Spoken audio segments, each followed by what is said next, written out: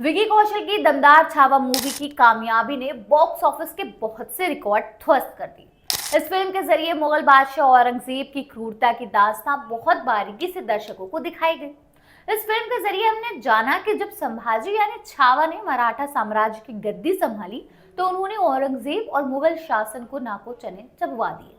यहाँ तक कि उन्होंने औरंगजेब से ये तक कह दिया था कि वो उसका इतना बुरा हाल करेंगे कि उसे दिल्ली में मौत भी नसीब नहीं होगी, और ये सच भी साबित हुआ। इस फिल्म के जरिए हमें ये भी जानने को मिला कि संभाजी महाराज की वीरता का कायल खुद औरंगजेब भी था। हालांकि उनके साथ उस जालिम ने जो किया वो देखकर हर कोई हिल गया। फिल्म देखकर लोगों की आंखों में आंसू आ गए। कैदी बनाने के बाद औरंगजेब ने संभाजी से इस्लाम कबूल करवाने का दबाव डाला। संभाजी को सिर काटना कबूल था लेकिन धर्म छोड़ना नहीं। मुगलों ने जुल्म की सीमा पार कर दी। संभाजी के हाथ और गर्दन को लकड़ी से फंसाकर बेड़ियों में बांधा गया। एक वक्त ऐसा आया जब घमंडी औरंगजेब ने संभाजी को उनके सामने नजरें झुकाने के लिए कहा। संभाजी का सिर नहीं झुका तो औरंगजेब के कहने पर इस वीर मराठा की आंखें निकाल ली गई। कई इतिहासकारों ने यह भी लिखा है कि औरंगजेब ने एक नहीं कई बार इस्लाम कबूल करने की पेशकश की, लेकिन संभाजी अडिग रहे। इसके बाद भी अत्याचार का सिलसिला नहीं थमा। औरंगजेब ने संभाजी की जुबान कटवा दी। जरा सोचिए वो मंजर कैसा रहा होगा। आगे संभाजी के एक एक अंग काट दिए गए। उस समय संभाजी महज 32 साल के थे। 11 मार्च 1689 को सिर उनके धड़ से अलग कर दिया गया। औरंगजेब को हिंदुओं का नरसंहार करने वाले यूं ही नहीं कहा जाता। संभाजी महाराज की हत्या करवाने के बाद उसने मराठा साम्राज्य में दहशत फैलाने की कोशिश की। उसने कई शहरों में संभाजी का सिर लेकर घूमा। हालांकि डरने की बजाय मराठाओं का खून खौल उठा। वो आग बबूला हो गए और साम्राज्य के सभी शासक एकजुट हो गए। इसका नतीजा ये हुआ कि जीते जी औरंगजेब फिर कभी मराठा साम्राज्य पर कब्जा नहीं कर पाया। हालांकि सवाल ये आता है कि छत्रपति शिवाजी महाराज और उनके बेटे छत्रपति संभाजी महाराज के बाद औरंगजेब से लोहा कौन लेता रहा। आज की अपनी इस स्पेशल रिपोर्ट में हम ये जानने की कोशिश करेंगे कि छत्रपति संभाजी महाराज की मौत के बाद मराठा साम्राज्य की रक्षा और मुगल सल्तनत का अंत किसने किया। हम आपको सजेस्ट करेंगे कि आप इस रिपोर्ट को आखिरी तक देखिएगा, क्योंकि इसमें आपको उन योद्धाओं के बारे में भी जानने को मिलेगा जिन्हें शायद आज की पीढ़ी ने पूरी तरह से भुला दिया है। छत्रपति संभाजी महाराज के शासनकाल में संताजी घोरपड़े एक प्रमुख सेनापति हुआ करते थे। संताजी घोरपड़े मराठा साम्राज्य के वरिष्ठ घोरपड़े वंश के थे। संताजी और धनाजी जाधव ने मिलकर मुगलों के खिलाफ कई सफल अभियान चलाए। औरंगजेब ने जब धोखे से छत्रपति संभाजी महाराज को पकड़कर उनकी हत्या कर दी तो उस दौरान छत्रपति संभाजी के साथ लड़ते हुए मालहोजी घोरपड़े भी वीरगति को प्राप्त हो गए और मालहोजी घोरपड़े के पुत्र संताजी घोरपड़े थे। इस घटना से संपूर्ण मराठा साम्राज्य भड़क उठा और सभी एक हो गए। संभाजी महाराज के बाद उनके छोटे भाई को छत्रपति के पद पर विभूषित किया गया। खैर, औरंगजेब अपनी विराट सेना के साथ महाराष्ट्र के तुलापुर नाम की जगह पर अपना डेरा डाले बैठा हुआ था।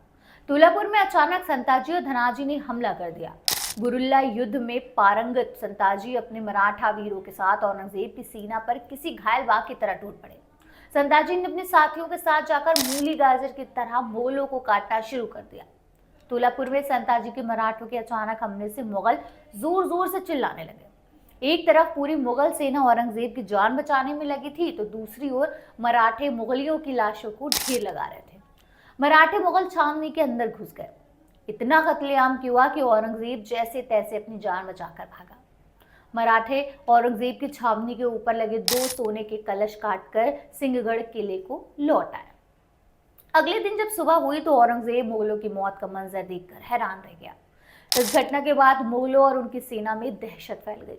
मुगलिया इतिहासकार काफिर खान के मुताबिक संताजी के सामने पड़ने वाला मुगलिया सैनिक या तो मर जाता था या तो कैद हो जाता था। आखिर में हालत ये हो गए कि संताजी के नाम सुनते ही मुगल सेना में भगदड़ मच जाती थी। इस घटना के महज 2 दिन बाद ही संताजी ने रायगढ़ किले पर हमला बोल दिया। छत्रपति संभाजी की पत्नी येसुबाई को कैद करने वाले मुगल सरदार जुल्फकार खान की सेना को काटकर रायगढ़ किले पर भी कत्लेआम मचा दिया और मुगलों का बेशकीमती खजाना, घोड़े और 5 हाथी अपने साथ पकड़कर पन्हाला लेकर आए। अब बारी मुकर्रम खान की थी, जिसने छत्रपति शिवाजी महाराज को छल और धोखे से कैद कर लिया था। मुकर्रम खान को औरंगजेब ने महाराष्ट्र के कोल्हापुर और कोंकण प्रांत का सूबेदार नियुक्त किया था। दिसंबर सन 1689 को मराठों ने मुकर्रम खान की विशाल सेना को घेर कर कत्लेआम को वही मंजर फिर से खड़ा कर दिया जो तुलजापुर में किया था। घंघोर युद्ध में संताजी घोरपड़े ने मुकर्रम खान को दौड़ा दौड़ा कर मारा। खून से लथपथ पड़े मुकर्रम खान की ये दुर्दशा देखकर मुगल सेना उसे जंगलों में लेकर भाग गई, लेकिन वहां तड़प तड़प कर मुकर्रम खान की मौत हो गई। मुकर्रम खान को मारकर मराठाओं ने छत्रपति संभाजी महाराज की मौत का बदला लिया। संताजी घोरपड़े के साहस और शौर्य पर खुश होकर सन 1691 को छत्रपति राजाराम महाराज ने उन्हें मराठा साम्राज्य का सरसेनापति घोषित किया। इसके बाद संताजी ने दुगने साहस से 15 से 20 हजार का मराठा लश्कर लेकर चले कर्नाटक की ओर। कृष्णा नदी पार करने के बाद उन्होंने एक के बाद एक मुगल इलाकों में मराठा साम्राज्य की जीत का डंका बजाया और औरंगजेब की सेना को वहां से खदेड़ दिया। औरंगजेब मराठों के डर से सह्याद्री के पर्वतों में इधर से उधर भागता रहा। लगातार 27 साल मराठों ने औरंगजेब को इतना घुमाया, इतना दौड़ाया कि उसका जीना मुश्किल हो गया। अंत में मराठों के हाथों हो रही लगातार मुगलों की पराजय के बाद औरंगजेब निराश होकर अपने बिल में चला गया। संताजी घोरपड़े ने ही अपने युद्ध अभियानों से औरंगजेब की नाक काट डाली और औरंगजेब को इतिहास में भगोड़ा भी साबित कर दिया। आपको बता दें कि संताजी घोरपड़े गुरिल्ला युद्ध में कुशल थे। वो राजाराम भोसले के शासनकाल के दौरान छठे मराठा सेनापति थे। उन्होंने युद्ध में छत्रपति शिवाजी महाराज और संभाजी महाराज का भी समर्थन किया था। वो जीवन भर मराठा साम्राज्य के प्रति वफादार रहे और अपनी मौत तक स्वराज के लिए निस्वार्थ सेवा करते रहे। यात्रा चाहे कितनी भी लंबी क्यों ना हो, संताजी उसे कम से कम समय में पूरा कर लेते थे और ऐसा करते हुए वो सही मायनों में अपनी सेना का नेतृत्व भी करते थे। राजाराम के शासनकाल के दौरान संताजी घोरपड़े को पंच हजारी अधिकारी यानी कि 5000 सैनिकों के कमांडर का पद प्राप्त हुआ था। संताजी ने धनाजी जाधव के साथ मिलकर कई युद्ध लड़े। 1689 से 1696 की अवधि के दौरान संताजी और धनोजी दोनों ने लगातार मुगलों पर एक साथ हमला किया। इन दोनों का मिलन सचमुच शक्ति और बुद्धि का मिलना था। संताजी और धनोजी ने मिलकर औरंगजेब के सेनापति शेख निजाम पर हमला किया और उसकी सेना, हाथी और घोड़ों पर कब्जा कर लिया। क्योंकि उसकी नजर पन्हाला किले पर थी, संताजी ने औरंगजेब के कई सेनापतियों को हराया। कर्नाटक के डोडोरी, कासिम खान, अलीमर्दन खान, शेख निजाम और देसौर में मुगलों के खजाने, हथियार और पशुधन अपने अधिकार में ले लिया। संताजी की राजनीतिक अक्षमता और उनके कठोर शब्दों के कारण उनके साथ एक ऐसी घटना घटी जिससे धनाजी और राजाराम से उनके संबंध टूट गए।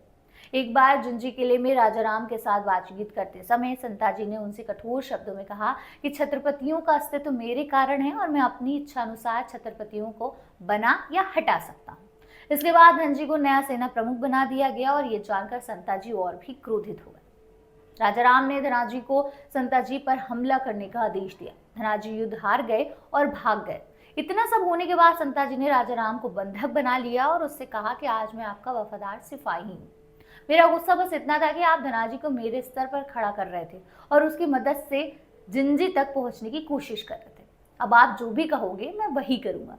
इतना सब खुद कह देने के बाद उन्होंने राजाराम को जाने दिया। बहरहाल संताजी घोरपड़े बहादुर, वफादार और सैन्य रणनीति से परिपूर्ण थे, लेकिन उनमें राजनीतिक रणनीति की समझ का अभाव था। उनकी बहादुरी के लिए उन्हें मामलकत मदार की उपाधि से सम्मानित किया गया। मराठा साम्राज्य के वीर योद्धाओं में उनका नाम स्वर्ण अक्षरों में लिखा गया है। हमें उम्मीद है कि मराठा साम्राज्य के इतिहास के इस पहलू की ये कहानी आपको पसंद आई होगी। इसे अपने बाकी दोस्तों के साथ भी शेयर कीजिएगा और हमारे चैनल को सब्सक्राइब करना ना भूलिएगा। नमस्कार।